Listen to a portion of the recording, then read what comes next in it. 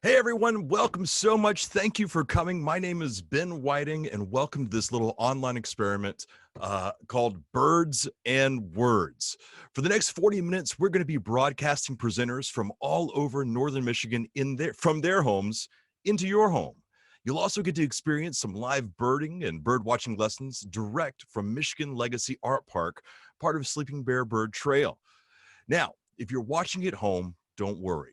No one can see you. You're not on camera. We can't hear you. All you have to do is sit back and enjoy. And if you have any questions, feel free to use the chat function and we'll get you more information as the program goes on. Now, I'm going to introduce one of my favorite people in the world. He's also the executive director of Michigan Legacy Art Park. His name is Joe Beyer. Let's see. Joe, are you there, my friend?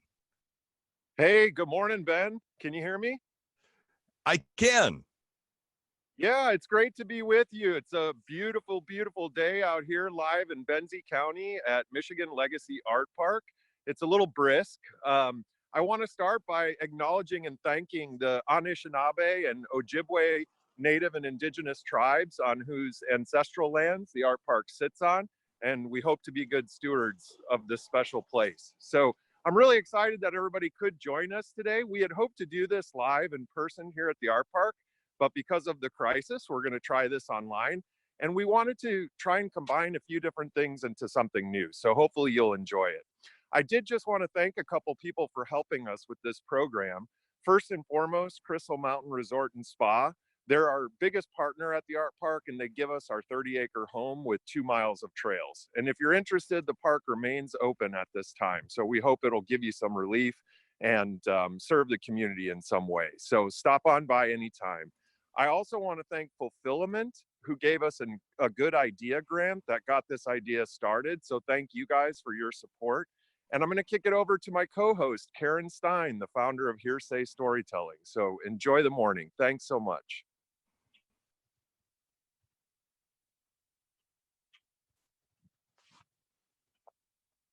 Karen, you're live. Hi, I was just fussing with the buttons here. Good morning, everyone. Thanks, Joe. I've got my owl mug full of coffee and I'm ready for this.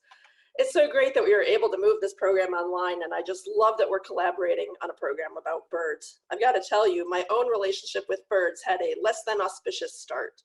In first grade, each week we had a list of 26 tasks that we had to complete, and task number 13 was draw a bird. So every week I would intentionally dawdle on tasks 1 through 12 so that I wouldn't have to do task 13. I knew nothing of birds, and I was convinced that I would be really bad at drawing one. So all these decades later, I can't even calculate how much of my day is spent at this window watching the birds, and yeah, occasionally trying to draw them. And you know what? I'm still really not great at it, but it's easy to keep trying when you're inspired by what you see. So I'm super excited that Hearsay is joining Michigan Legacy Art Park and bringing this program to you. As the founder of a storytelling series that focuses on personal narrative as an art form, I'm always looking for ways to partner with other organizations to build shows around interesting themes. And I'm just thrilled that today we're trying something totally new with Birds and Words, combining literature, true stories, music, and live bird stalking. So as a reminder, our program today is free, but we are collecting donations on behalf of Crosshatch Center for Art and Ecology. They have launched a local artist emergency fund to help artists, musicians, and writers in our northern Michigan community, and we hope you'll contribute what you can. So let's get started. Joining us live from Sutton's Bay in her own personal bird sanctuary is Joyce Harrington Bahle. Joyce was the longtime friend, archivist, and trusted assistant to the late Jim Harrison, and he fondly referred to her as his aide-de-camp. And she will now read one of Jim's poems to us.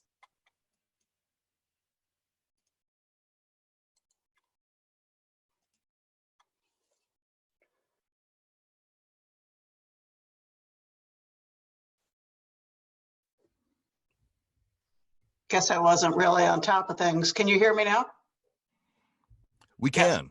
Yes. Okay, good. So without much introduction, I thought I might just read a little introduction about Jim, and then the first poem I'll read is one of his prose poems. So I think of Jim Harrison as one of America's most celebrated and versatile writers, and he was a passionate birder along with his wife. his mother, most of his family. Regarding his most beloved art form, Jim wrote this, quote, "Poetry at its best is a language your soul would speak if you could teach your soul to speak." Jim Harrison certainly spoke the language. Jim's gorgeous book, In Search of Small Gods, Where Birds and Humans Converse, autobiographies are fluid and unknown gods flutter just out of sight. He calls on his readers to live fully. So here is one of Jim's prose poems, Old Bird Boy, from his book, In Search of Small Gods. This one's for you, Joe. I changed it up a little bit. Old Bird Boy. Birds know us as people of the feet. I am watched as I walk around and around my green studio, a man of many beaten paths. Near me, a willow flycatcher arcs in its air dance to catch a grasshopper, a swift move that I compare to nothing whatsoever that I do. They own the air we breathe. I studied the feet of the bridal titmouse for years, how they seem to be made of spider webs, so precariously attached to perch or ground. Also the feet of golden eagles, which are death angels, and then the wings of all birds, which on close inspection don't seem possible. Most birds own the ancient clock of north and south, a clock that never had hands, the God time with which the universe began. As the end draws nearer, I've taken to praying to be reincarnated as a bird. And if not worthy of that, a tree in which they live so I can cradle them as I did our daughters and grandsons.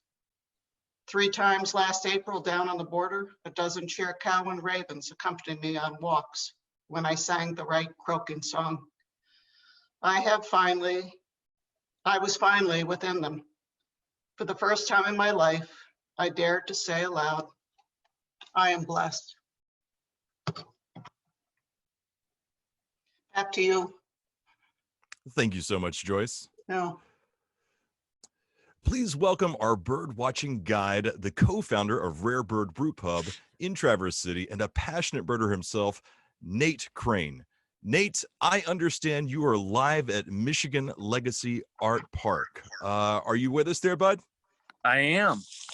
I'm super excited to be here. You were live, my friend. It's a beautiful morning. It's cool, but the sun's out. There's a gentle breeze that's definitely moving birds along. Right when we started walking out, we encountered a broadwing hawk and got incredible views, some of the best views I've ever had of a broadwing hawk. Nashville warblers were calling and moving through the canopy. Gray-cheeked thrush were foraging on the forest floor. All of those species, especially during migration, are a great indication of how healthy this forest is. What we're participating in right now, not just this event, but in a greater scale, today is Global Big Day, put on by eBird. And eBird collects data from citizen scientist birders from all over the world that goes to a compilation through Cornell University. So as we're doing this, I'm recording an eBird checklist, and we're up to 13 species so far. An element of birding this time of the year that's very important is audio birding and learning your bird calls. A lot of these birds, especially the warblers, are migrating and foraging at the tops of the canopy, and in a forest like this that's 40 or 50 feet off the ground. And although the foliage isn't out, they're certainly obstructed. So you really have to be quiet and listen and really kind of learn as you go along. It's something that I've been doing basically my whole life, and I'm picking up new sounds every season. So let's just take a minute real quick and listen and see if we can identify some birds.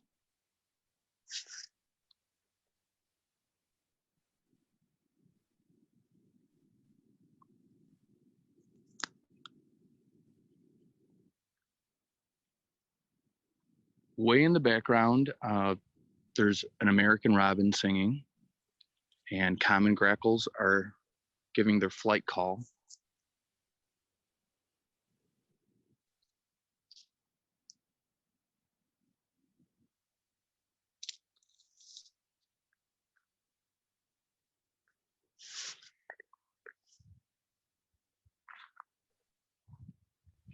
Well, it's a little quiet, so we're gonna move down the trail and we'll be checking back in. So back to you, Ben.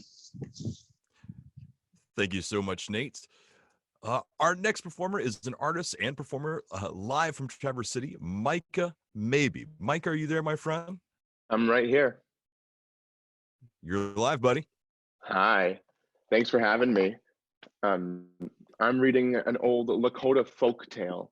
I hadn't actually heard of this or read this until Karen Stein had sent it to me asking if I'd be interested in reading this piece. And I immediately fell in love with it. So I guess I'll just get right into it. It's called The Legend of the Flute.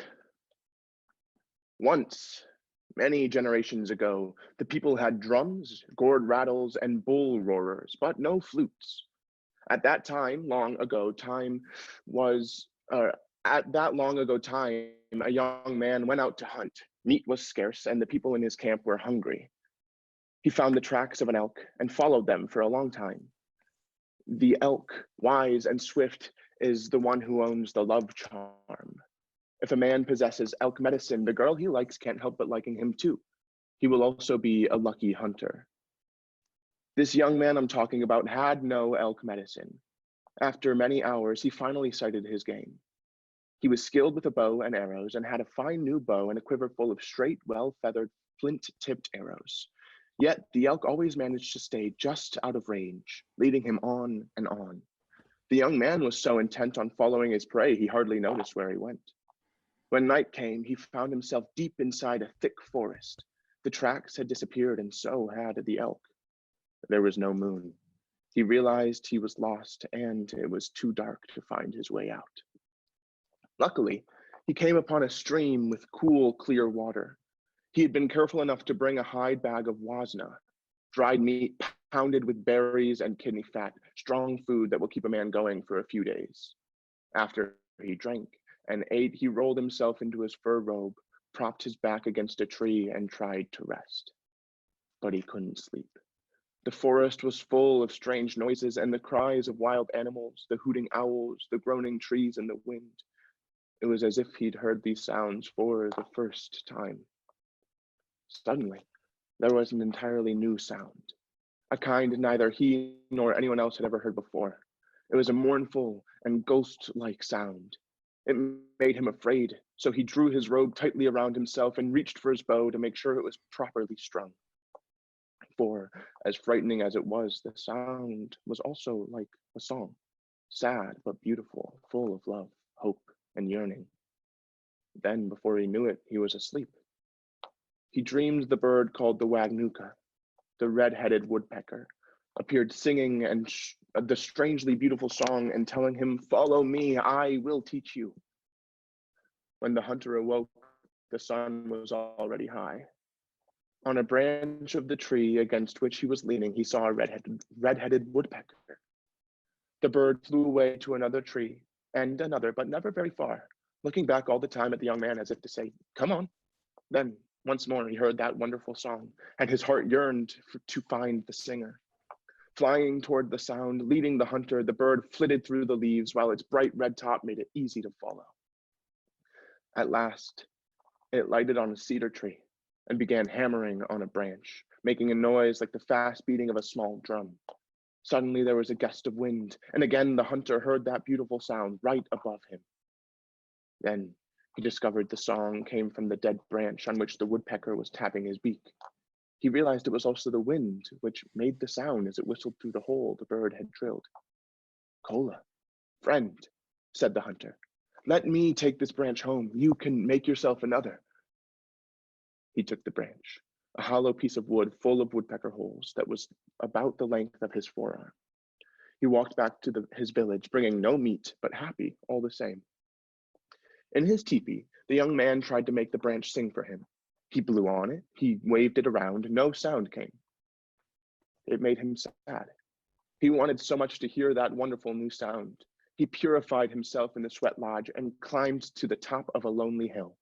There, resting with his back against a large rock, he fasted, going without food or water for 4 days and nights, crying for a vision which would tell him how to make the branch sing. In the middle of the 4th night, Ragnuka, the bird with the bright red top, appeared saying, "Watch me," turning himself into a man, showing the hunter how to make the branch sing, saying again and again, "Watch this now." And in his dream, the young man watched and observed very carefully. When he awoke, he found a cedar tree. He broke off a branch and, working many hours, hollowed it out with a bowstring drill, just as he had seen the woodpecker do in his dream. He whittled the branch into the shape of birds with long necks and an open beak. He painted the top of the bird's head with a washana, the sacred red color. He prayed. He smoked the branch up with incense of burning sage, cedar, and sweetgrass. He fingered the holes as if he had seen the man bird do in his vision, meanwhile blowing softly into the mouthpiece.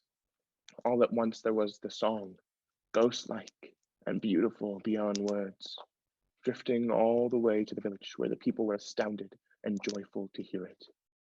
With the help of the wind and the woodpecker, the young man had brought them the first flute. Back to you, Ben. Thank you so much, Micah. It's now my pleasure to welcome a journalist and new bird enthusiast from Traverse City, Beth Milligan. Are you there, Beth? I am. Good morning. Good morning. Thanks everyone for tuning in this morning. I'm going to be reading a poem by Mary Oliver. I'm sure some of you who are watching know Mary's work, but if you don't, she was a beautiful writer. She wrote many books of poetry and essays, and she wrote beautifully about nature and about birds and wildlife. She's one of my very favorite authors. This poem that I'm going to be reading is called Such Singing in the Wild Branches, and it's from a book called Owls and Other Fantasies, which I think is just an amazing title. But that entire book, Owls and Other Fantasies, has all poems and essays about birds. So if you're a bird enthusiast, I highly recommend that book. It's really beautiful. But this particular poem just felt like a good fit for today and kind of a message of hope in a time where I think a lot of us need it. So again, it's called Such Singing in the Wild Branches. It was spring, and I finally heard him among the first leaves. Then I saw him clutching the limb in an island of shade with his red-brown feathers all trim and neat for the new year. First, I stood still and thought of nothing. Then I began to listen. Then I was filled with gladness, and that's when it happened. When I seemed to float, to be myself a wing or a tree. And I began to understand what the bird was saying. And the sands in the glass stopped for a pure white moment, while gravity sprinkled upward like rain rising. And in fact, it became difficult to tell just what it was that was singing. It was the thrush for sure, but it seemed not a single thrush, but himself and all his brothers, and also the trees around them, as well as the gliding long-tailed clouds and the perfectly blue sky. All of them were singing. And of course, yes, so it seemed, so was I. Such soft and solemn and perfect music doesn't last for more than a few moments. It's one of those magical places wise people like to talk about. One of the things they say about it that is true is that once you've been there, you're there forever. Listen, everyone has a chance. Is it spring? Is it morning? Are there trees near you? And does your own soul need comforting? Quick then, open the door and fly on your heavy feet. The song may already be drifting away. Thanks, Ben. Back to you. Thank you so much, Beth. That was absolutely beautiful. And up next, we have Jennifer Loup live from Traverse City, who has a fine feathered and actually true story to share. Let's see, Jen, are you there? I'm here. Hi, Ben. Hey, hey. Yeah, I'm in my training space. I'm a dog trainer over here in Greilicville. And I'm going to tell a story about a crow that used to live at the Clinch Park Zoo. A lot of people in Traverse City remember this zoo. And I had the privilege of being her friend for a while. So I was 18 when I first met her, and she was probably 22 or 23. It was sort of hard to tell her age because the records from the 80s at Clinch Park Zoo were a little unkept. But when I met her, I know she was wiser than me, and she was an American crow. Now, Ace was a favorite of keepers and also all the visitors at Clinch Park Zoo. She could talk. She had some semblance of human language. She said hello, often goodbye. She laughed like a human might laugh. Ha ha ha. She also cawed like humans, mimicking a crow cry. Caw. And she had her favorites among people that worked there. I worked at the Clinch Park Zoo for about 8 years, and I was never one of her favorites. So we can speculate about what's going on in the heads of birds, but it is pretty clear that when you walk up to a cage or a enclosure and a 2-inch beak starts stabbing the ground, that maybe perhaps that bird does not want you there. We developed a respect over the years. It was amusing that she would greet anyone who came into the building with a hello. And when she would see me, she would immediately say goodbye. It's hard to tell again exactly what she was thinking, but with some people, she would allow them to pet her back, and she would blink her inner eyelids in some form of contentment. And with me, it was more of a working relationship. She lived at Clinch Park for most of her life. The story was that she had been injured in a fall from a nest. She had one little crippled foot. She could only hop around on the ground, and she had a broken wing. So she was not a crow that could live a wild crow life. Clinch Park Zoo closed in 2007, and she went on to live at our zoo vet's space. He would take her out on the porch and they would enjoy sunsets together, maybe a glass of wine. He was one of her special people. Towards the end of her life, she was probably about 30 years old. He had to go out of town and he asked me to care for her for a few days. And so I got to take her into my home. And at this point, those little feet that were so hard for her to walk on had become worse. And she had a neurological problem, so she would sometimes tip over. And Ace, although I knew she recognized me and we were still not best friends, she would let me pick her back up and she would let me reach over and pet those feathers. And I got to have this experience of contentment as we knew that we had to respect a different relationship. Now, I'm sure we've all heard stories of how smart crows and other corvids are, how the world around us, those animals, those other species, are thinking things. Perhaps not the same way we are, perhaps they are. But Ace, particularly, was a testament to these things. She was a witness. And I know anyone who encountered her, and I know all of us who took care of her, find this special. She was a special crow, but what are the odds? The odds are that all those birds out there are in some way special. I wanted to show everyone, this is my girl. And back to you, Ben.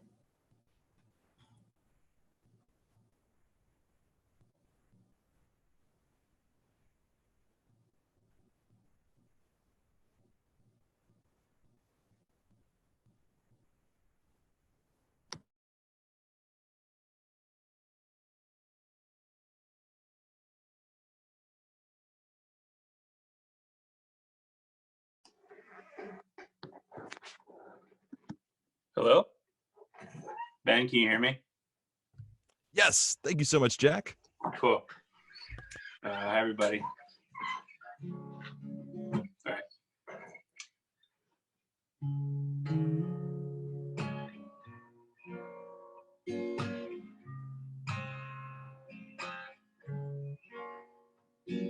Scrape me, tumble down the hill, thinking they could fly like the red bird outside, kissing leaves in a world beyond the windowsill. Mother time dancing on in circles while I sway on, play and make believe. I'm the red bird tumbling down, scraping knee. I'm the red bird tumbling down, scraping knees.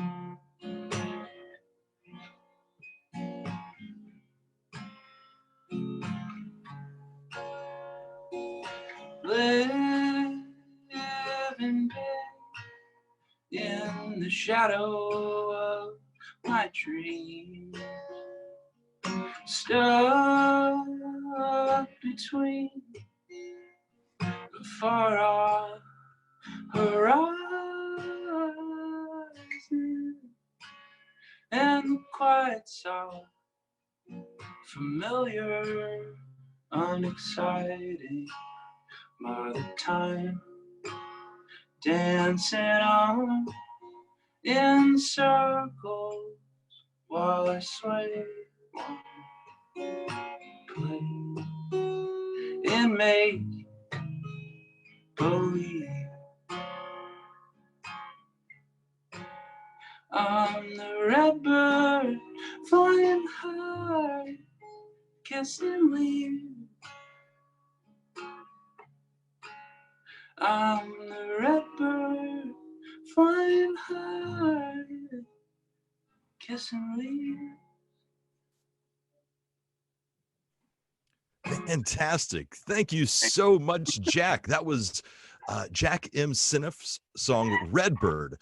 Jack is a Northern Michigan singer-songwriter, and his debut album, Good to Know You, and an acoustic companion are available everywhere music is sold through Skeletal Lightning Records.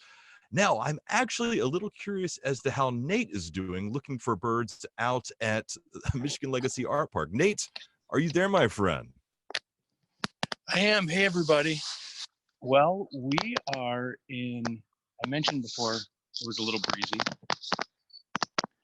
And I wanted to talk about that bird. So we're in kind of a low spot. And so the air's really still. Wind really has a tendency to keep birds from singing. So there's a couple great vocalizations occurring in here. So let's just listen for a minute, and hopefully we can talk about some of the birds that we're hearing.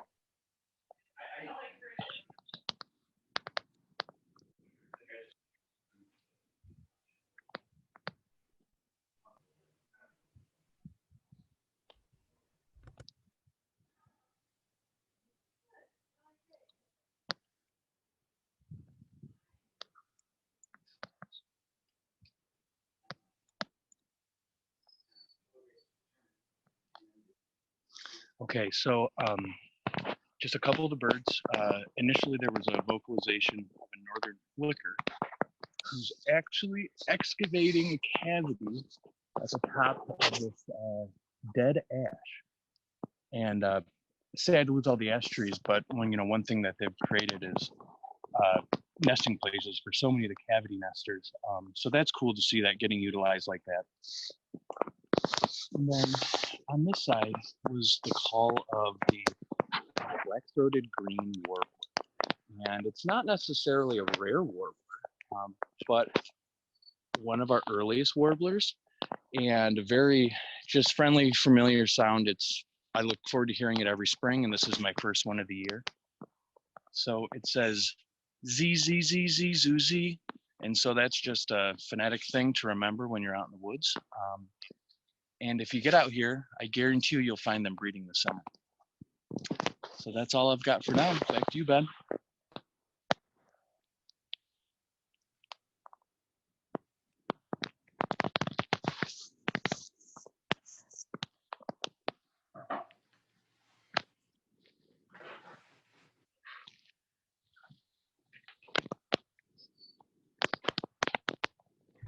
Nick, thank you so much, my friend. We're now getting in touch with Nick Loud in Traverse City, an artist and co-founder of the quarterly journal, The Boardman Review. How you doing, Nick?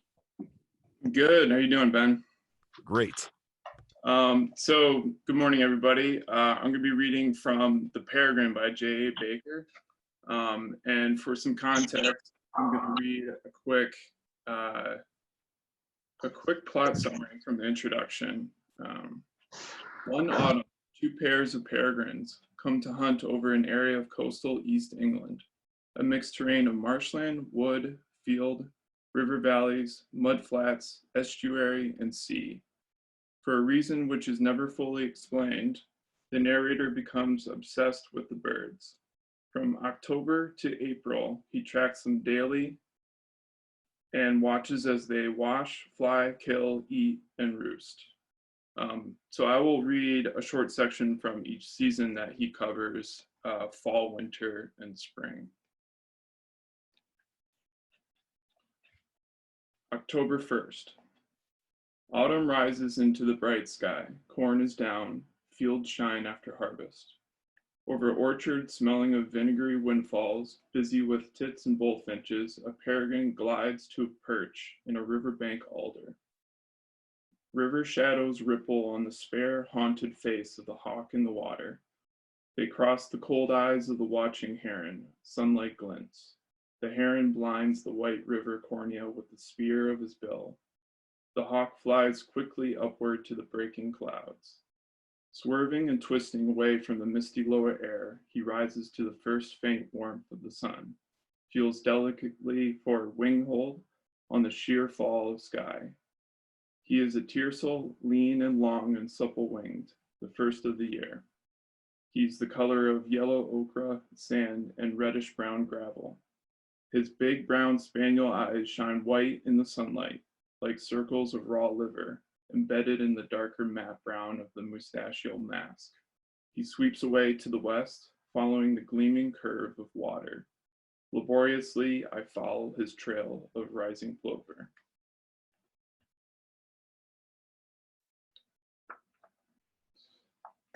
December 29th.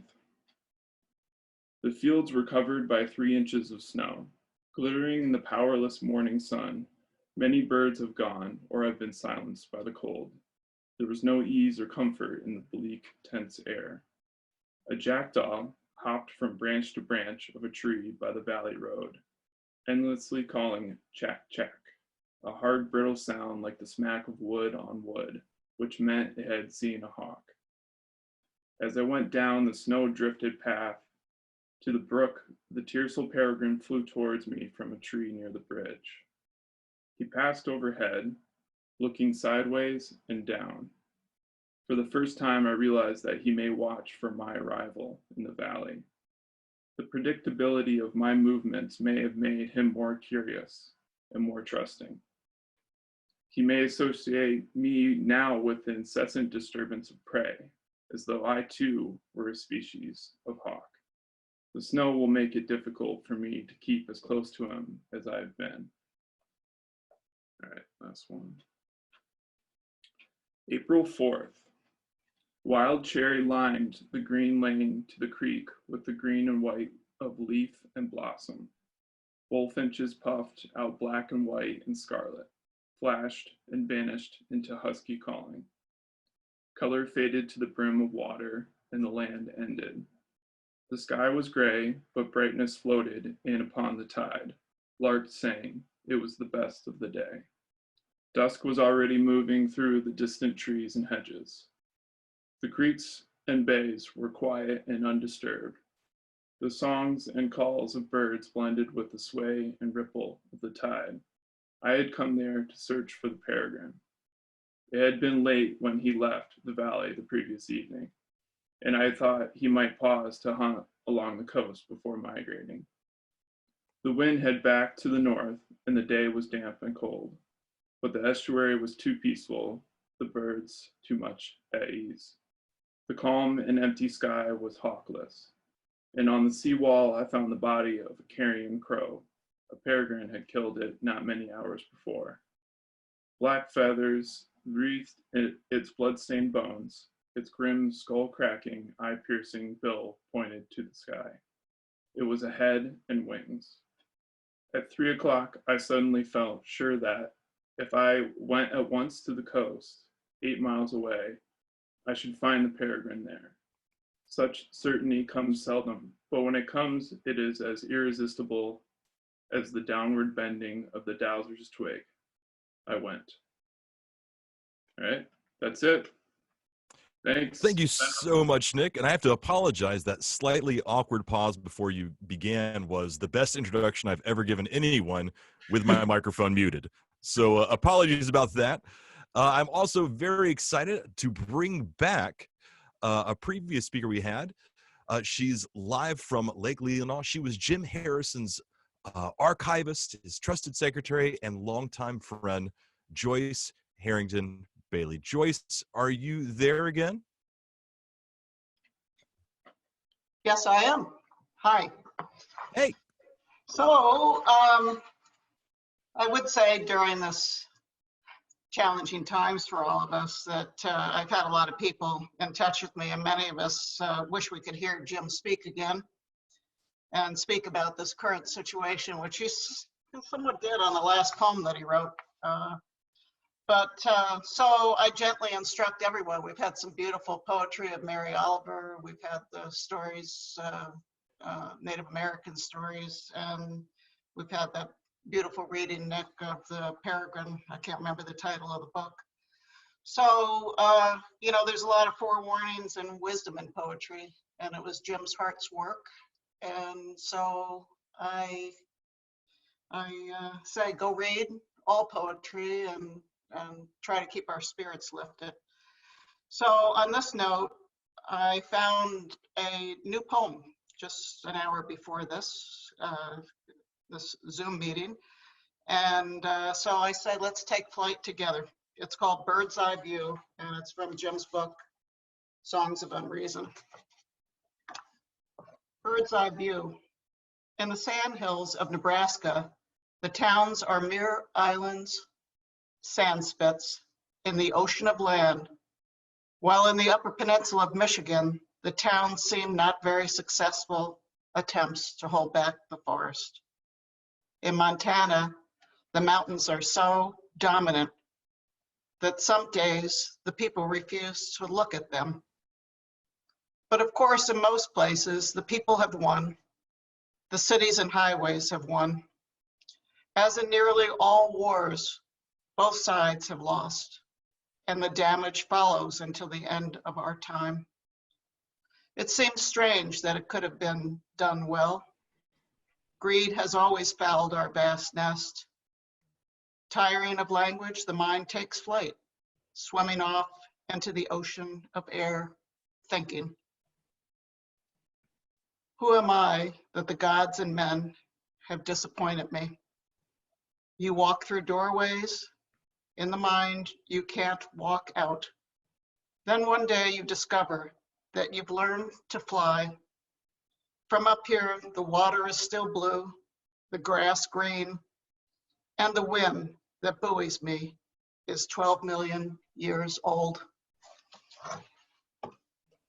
So thank you, and back to you, Ben.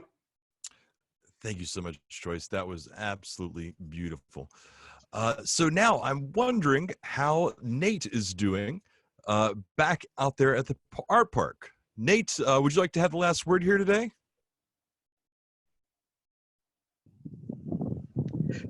Hey everybody, let's mosey over here. This is my favorite spot in the whole park. It's a cool piece. the view is incredible. During spring migration, a spot like this is a great funnel for migrating birds of prey. And while we've been sitting here, there's been a couple of movements of turkey vultures. And there's actually a territorial battle between 3 red-shouldered hawks that's been occurring this whole time. So I'm going to do a barred owl call and see if we can solicit a response from them.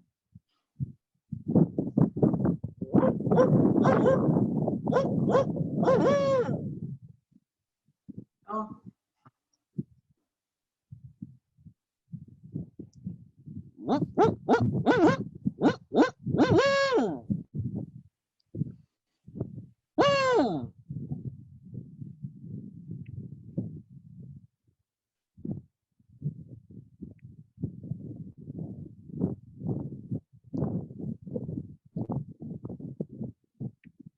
Well, maybe not this time.